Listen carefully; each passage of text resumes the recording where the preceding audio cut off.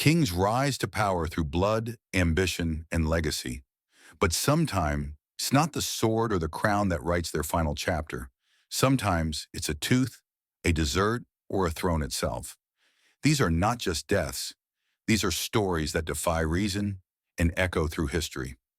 Let's begin with one of the strangest royal demises ever recorded. First, Sigurd the Mighty, slain by a dead man, 9th century Scotland. In the 9th century, northern Scotland and its surrounding isles were locked in a brutal power struggle between the native Picts and invading Norsemen. Amid this chaos rose a fearsome figure, Sigurd Eysteinsson, a powerful, cunning, and ruthless Viking. He became the second Earl of Orkney, succeeding his uncle Ragnvald after the latter's death. With the title came ambition.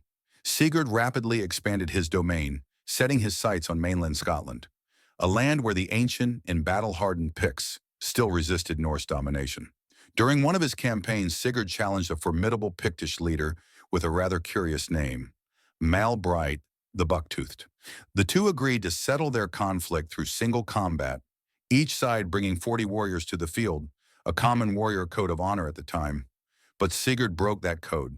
He brought 80 men instead and ambushed his outnumbered foe. Brede was killed in the skirmish, and in true Viking fashion, Sigurd had his severed head tied to his saddle, his trophy of victory. Yet fate can be crueler than any battlefield. As Sigurd rode home, the protruding teeth of Malbrigta, yes, the very feature that gave him his nickname, scraped against Sigurd's leg. A small wound formed, but with no understanding of infection or sterilization, the cut quickly festered. Days later, the mighty Viking lord succumbed not to swords or arrows, but to the teeth of a man he had already slain. This bizarre and poetic end became legendary in Norse and Scottish folklore, a chilling tale of posthumous revenge. Sigurd's story reminds us that even treachery and victory can't shield one from the reckoning of fate. 2. Edmund Ironside, The Toilet Assassination, England, 1016. Edmund Ironside, son of Ethelred the Unready, rose to the throne in one of the most chaotic moments in English history. It was the year 1016, and England was engulfed in civil war and Norse invasion. The Danish army, led by Knut the Great, had stormed into southern England, threatening the heart of the Anglo-Saxon realm. At just 26 years old, Edmund stood as a symbol of defiance. Fierce, imposing, and courageous on the battlefield, he earned the nickname Ironside for his unyielding resistance against the Danes.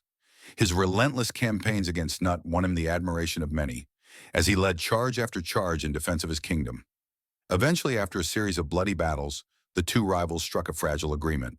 England would be divided, Knut ruling the north and Edmund retaining control over the south. But fate, or perhaps treachery, intervened.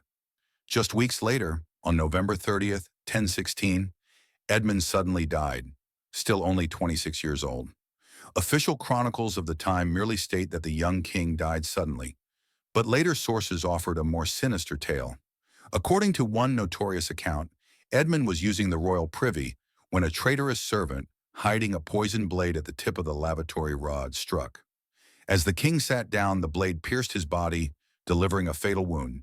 He is said to have died slowly from internal bleeding and venom.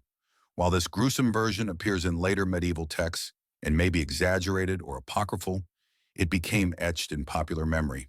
Today, the story of Edmund Ironside lives on as one of the strangest and most unsettling royal deaths in British history. 3rd, Béla I of Hungary, crushed by the crown. Hungary, 1063. In the 11th century, Hungary was still struggling through a turbulent transition, from tribal confederations to a centralized Christian monarchy. Amid this chaotic transformation emerged one of the kingdom's most compelling figures, Béla I. He was the son of Vasul, a Hungarian noble who, according to some sources, was a brother to King Stephen I, but more likely he was his cousin. After Vasul's failed bid for the throne and his subsequent punishment, young Béla was forced into exile along with his brothers. He spent years away from his homeland, first in Poland and later serving regional monarchs. Yet Hungary never faded from his destiny. During the 1040s, the country was under the rule of Peter Orseolo, the Venetian-born grandson of the Doge of Venice.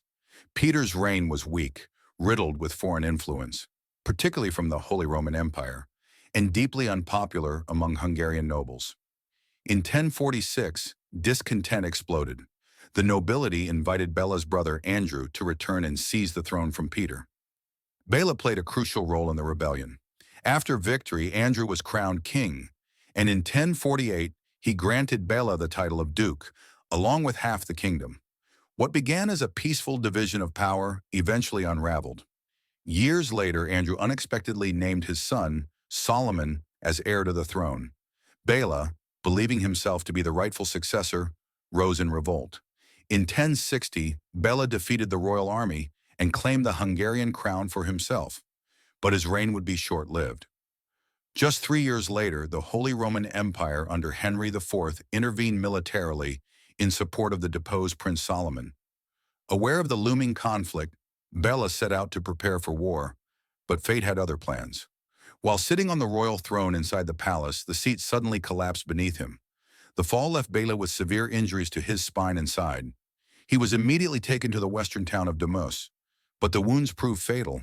Only days later, he died. To this day, it's unclear whether this bizarre accident was simply a stroke of misfortune or part of a hidden plot by Solomon's loyalists.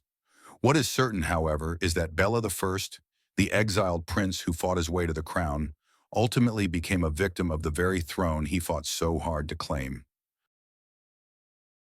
Fourth, Adolf Frederick of Sweden, death by desert, Sweden 1771.